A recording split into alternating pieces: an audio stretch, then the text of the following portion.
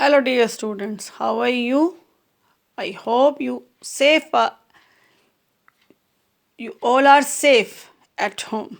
Okay, today I will teach you chapter 8 of popular religious beliefs. Right? So what is there in this lesson? In this lesson is about religious developments and a different kind of new religions in India is there. Okay, we will understand how in the medieval period the rise of devotional movement and development of a new Sanatan Hindu philosophy brought significant changes. Okay. New belief system and cults emerged among the Hindus. An important development was the rise of Sikhism. It was propounded and propagated by its great gurus. है ना? New religion started at the time. Sanatan Dharma. It is said that, and what other religions? Sikhism that time started. है ना? And Christianity and Islam also started in India. Medieval period was the period of various changes, not only in the political structure of India, but also the social and religious arenas witnessed new developments. New religious ideas emerged, which were based on the ideal of devotion to God rather than the rituals and practices involved in Hinduism. In this chapter, we will read about these new religious beliefs. Okay, Bhakti movement emergence in South India. First of all, what is Bhakti movement? Bhakti means, the word Bhakti is popular religious belief, means devotion towards God. This movement culminated in Hinduism just like Jainism and Buddhism in ancient India. The emphasis in the Bhakti is on the love and affection of the God, which is generated by his adorable attribution. The devotion is expressed in the form of music and songs. The whole focus is on creating a personal relationship with the divine. Okay, this movement aimed at removing the ills of the caste system and unnecessary rituals prevalent in the Hindu society. The idea of bhakti is also found in ancient Hindu texts like Bhagavad Gita, Upanishads, and Vedas, but it got popularized only in medieval India when Islam was gaining foothold. At this time, the preachers of the Bhakti tradition tried to bring harmony not only among unequal castes of Hinduism but also with other religions. Okay. What were the features of Bhakti movement? The main features of Bhakti movement were the movement believed in the unity of God as one supreme being and devotion to him would lead to salvation. This devotion could be achieved by honesty of heart and purity of mind. It praised equality and universal brotherhood. among human beings. There was no caste division in Hinduism, and people from all religions were treated equally. Image worship were not practiced. Hindu customs and rituals were challenged. Instead, a bond was shared with the guru. Guru is teacher to gain right knowledge toward the attainment of devotion. Now, what is there? Early Bhakti saints. Shankaracharya. First of all, saints in South India. In South, Nayanars were the Shaivite devotees who preached selfless love of Shiva. Around 63 Nayanars and 12 Alvars, who were devotees of Vishnu, organized themselves to preach about this movement. They belonged to upper and lower caste and included women also, in order to preach about the Bhakti movement. They wrote in local language rather than Sanskrit. Okay. Early Bhakti saints were Shankaracharya or Adi Shankaracharya. Who was he? He was the first Hindu who practiced and preached Bhakti. Born to a poor Brahmin family of Kerala, he propounded the Advaita Vedanta, which believed in monotheism, oneness of Brahma. Brahman means supreme God with man. Human beings should strive to achieve this vision of oneness. He was the first religious leader to include women in Sangha, in his Sangha. He became ascetic and traveled across the country to preach his teachings. He established his 4 monastic centers, means mutts, across India, assigned for his disciples to head them, and issued one Veda to one mutt. These mutts are Jyotirmutt at Badrinath, Uttarakhand, with Atharva Veda, Sarada Mutt at Sringeri, Tamil Nadu, and with Yajurveda, Govardhan Mutt at Puri, Odisha, with Rig Veda, and Kalika Mutt at Dwarika, Gujarat, with Samveda. Okay, now about Ramanuja. Who was Ramanuja?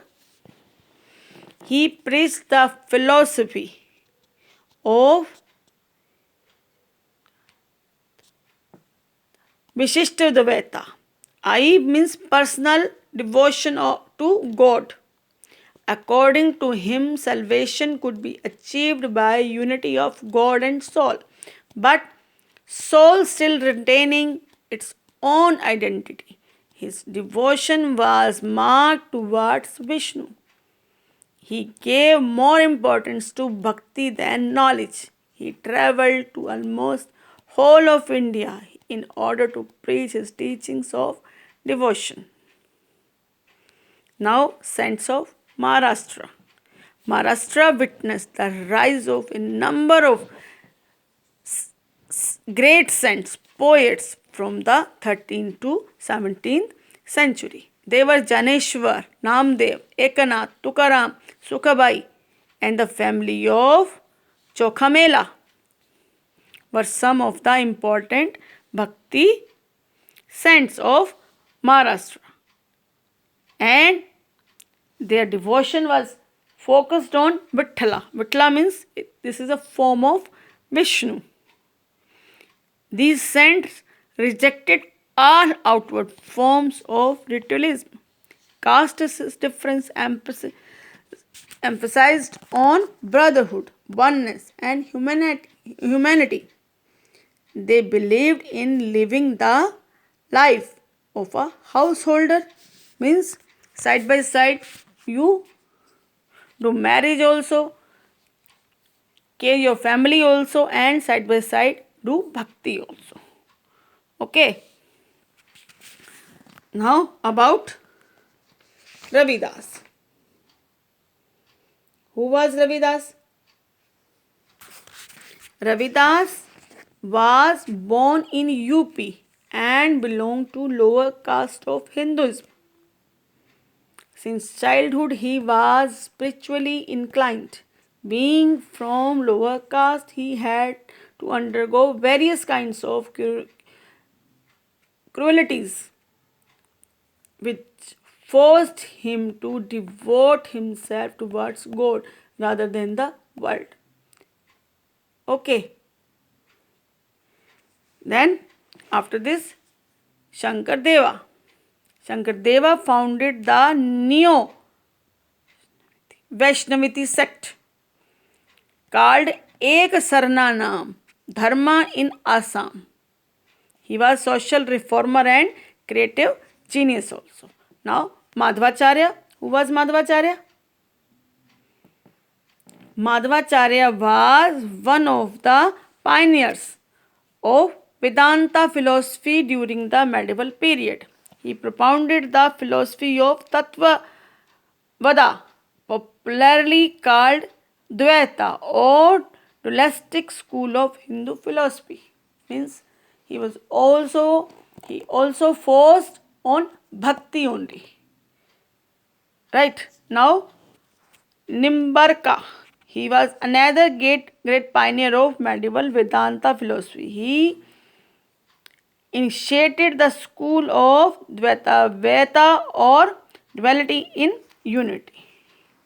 Narsimha Mehta, Gujarat, Vallabhacharya, Bisava, and Dadu Dayal. So many saints were there who spread the bhakti movement in respective religions. Now about bhakti movement in North India. From the 13th century onwards, bhakti movement reached North India. Some of the prominent bhakti saints of North Indian are Sant Ramananda. Who was Ramananda?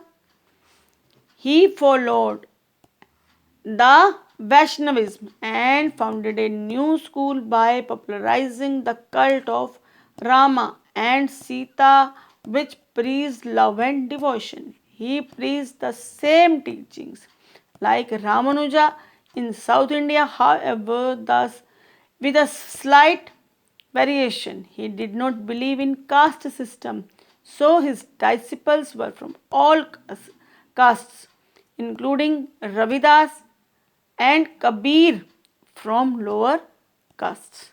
Okay. Now about Chaitanya. Chaitanya Bhagat also he was called. Born in Bengal, Chaitanya popularized the cult of Krishna worship through the practice of Kirtana, which means singing devotional songs in group accompanied by dancing. His followers were not only Hindus but Muslims and people from lower caste as well. His bhakti tradition spread up to present day Odisha. Now about Tulsidas. He wrote Ramcharitmanas. Ramcharitmanas means the life story of Shri Ramchandra ji. Okay, from his birth to till when he was made king after killing the Ravana. Okay. According to him, the Lord is to be approached by faith, by bhakti only, है ना, and single-minded devotion. Okay, now about Mirabai. Who was Mirabai? Mirabai was born in a Rajput family and married to the Prince of Chittor, है ना, where? In Rajasthan. She was devoted to Lord Krishna since childhood and assumed herself to be his bride. Facing non acceptance from the family of in-laws, she left for Vrindavan after the death of her husband. There she spent her time writing poems and singing bhajans, religious song of praise of Lord Krishna. And more women who were Bahinabai, Ratanbai, Ganga Sati, etc. were the other women saints who fought against the prevailing social norms and devoted themselves in love of God. Okay. Now about Sant Kabir and Guru Nanak Dev Ji. Who was Sant Kabir? Kabir is one of the great saints of India whose philosophy teaches equality of human beings irrespective of the religion. According to him, God is supreme and one, and the union with God should be ultimate aim of human beings. He strictly prohibited idol worship, caste system, and meaningless rituals of religions among his followers. We get to know about his philosophy through his poems and short couplet known as dohas, which he wrote in praise of God. This dohas passes through oral traditions and were ultimately compiled in the book by the name Bajaka. Okay, his followers formed a sect which had people of all religions and were called as Kabir Panthis. Right, now about Guru Nanak Dev Ji. Who was Guru Nanak Dev Ji? Guru Nanak Dev Ji was born in Talwandi, presently known as Nanka, in Pakistan, in 1469 CE to a Hindu family. Since his childhood, he was attracted towards spirituality and wrote poems which were spiritual in nature. Okay, his companions, who was a Muslim, namely Mardana, deeply influenced him. The teachings of the Guru Nanak emphasize on monotheism. Monotheism means ek onkar, means oneness, means God is one only. Thus completely negating the Hindu philosophy of idol worship. But his negation did not mean criticism. According to him, where every religion should be respected. He rejected caste system, gender inequality, and ritual associated with religions. His teachings included meditation by reciting hymns, Naam Japo, which means laboring hard for livelihood, Kirtan Karo, and sharing with that deprived, means Vand Chako. He started community kitchens called langars for feeding poor. His teachings were combined philosophy of Hinduism and Islam. Okay. What were the teachings of Kabir and Guru Nanak Dev Ji? He emphasizes that there is one God. Some call him Ram and some Rahim. And teaching of Guru Nanak Dev Ji, he believed in monotheism of existence one God. He emphasized Sumiran means Naam Japo. Just I told you. He taught the God that God lives not in temples or in mosques, but in the heart of individuals. Okay. He conceived God as formless, Nirankar. Okay, he is everywhere and called him by various names such as Ram, Rahim, Rab, Hari and Govind. He promoted brotherhood among people. He rejected the caste system. He discarded discrimination based on religions. He ridiculed all evil practices such as sati and parda system and the superiority of Brahmins. And what were the teachings of Guru Nanak Dev Ji? He persuaded his followers to reject the caste system and inculcate the virtues of humanity, charity, forgiveness, and truthfulness. All other teachings just I told you. Okay. Sufi movement. What is Sufi movement?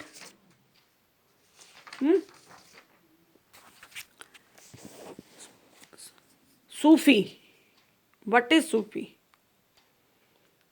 Sufism is derived from the word suf, which means coarse, wool. Okay, it started as a liberal movement in Islam which emphasized on love, compassion, brotherhood, tolerance, and free thinking to make spiritual progress and to serve mankind. With the invasions of Muslims in Delhi and establishment of the Delhi Sultanate and the Mughal Empire, what happened there?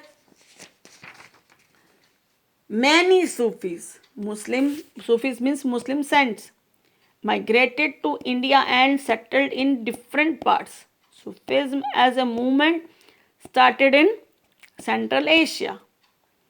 Islam is a monotheist religion which believed in one supreme God, Allah, and inequality of human beings. Sufism laid a supreme stress on simple life through which they can establish the personal relationship with the divine. Sufi movement was similar to Bhakti movement in India and both were influenced by each other. Both attracted followers irrespective of religion. This movement was patronized by Akbar, who adopted various practices according to Sufi ideals. Common teachings of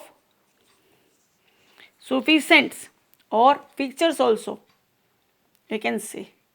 Sufism put forward many ideals by which one can devote himself or herself to the God and experience a union with him. Some of the common characteristics of Sufi movements were: Sufis detached themselves from the religious rituals with which ulema were occupied. Instead, they attribute qualities to God and aim at inner purity to achieve a union with God. Okay, means there is one God. Different religions are different path to the same God. Therefore, all religions should be respected. Okay, the union with Allah can be achieved by constant meditation, zikr, and remembrance of God through sama. Sama means singing, है ना? And music is one of the way to reach the God. And in order to attain devotion of God, love, kindness, and affection should be shown to every creature on the earth, which are considered attributes to the glory of God. Okay, means God is almighty and all men are his children. And all human beings are equal and must love all human beings. Rituals are not necessary to reach God.